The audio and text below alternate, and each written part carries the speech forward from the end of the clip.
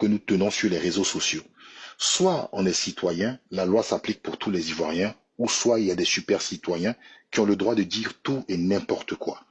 Parce que des chefs d'accusation ne sont pas des chefs d'accusation, ne sont pas une accusation. Des chefs d'accusation, jusqu'à preuve du contraire, quand il y a des chefs d'accusation contre vous, monsieur, ça ne veut pas dire que vous êtes accusé. D'accord? Il y a des griefs. C'est quand il y a procès, il y a verdict que l'on tranche, cher monsieur. Donc, faites attention à ce que vous dites ici. Vous racontez tout et n'importe quoi. Si la Côte d'Ivoire suspectait monsieur Alino Faso, c'est au fur et à mesure des enquêtes et lors d'un procès que monsieur Alino Faso allait être scellé sous son sort. Il allait fixer sur son sort. On nous apprend ici que monsieur Alino Faso, dans un premier temps, a voulu se trancher les veines.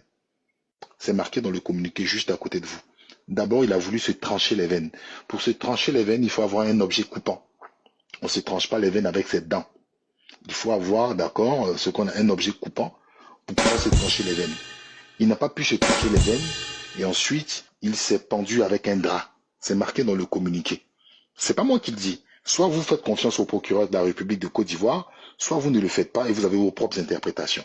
Je pense que vous êtes tous ici patriotes et citoyens au meilleur des mondes, donc on va se fier au communiqué du procureur.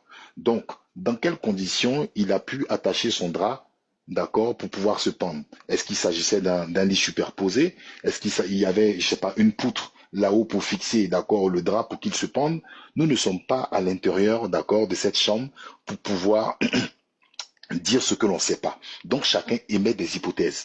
Mais affirmer et dire ici avec affirmation que c'est comme si c'est comme ça, c'est très grave parce que vous n'êtes pas juge et vous n'êtes pas médecin légiste. D'accord? On va se fier aussi au dire du procureur dans son communiqué en ce qui concerne le médecin légiste. Mais nous avons le droit de nous poser des questions. Alors, venons maintenant sur la nature de l'école de gendarmerie. Cher monsieur, il faut qu'on soit clair. L'école de gendarmerie n'est pas une prison.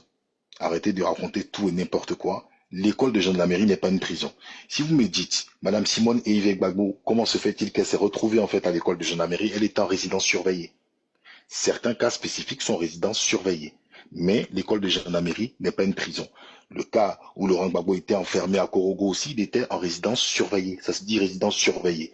Alors, quelle est la particularité pour le cas de M. Alino Faso qu'il se retrouve à l'école de la gendarmerie? Est-ce que il y a en fait à l'école de la gendarmerie une résidence surveillée pour des personnes qui veulent atteindre à la sûreté de l'État? Qui veut porter atteinte à la sûreté de l'État? C'est des questions légitimes qu'il faut se poser. Sinon, normalement, c'est un civil.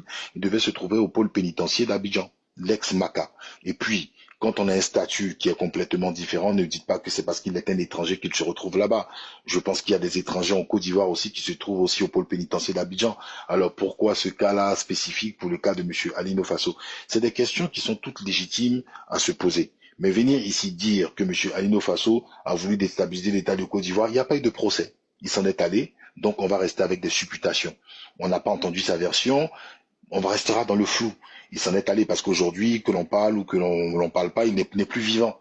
Donc, c'est clair qu'aujourd'hui, ça arrive en fait dans une situation qui est assez délicate parce que la Côte d'Ivoire est dans une situation politique pas reluisante avec le Burkina Faso.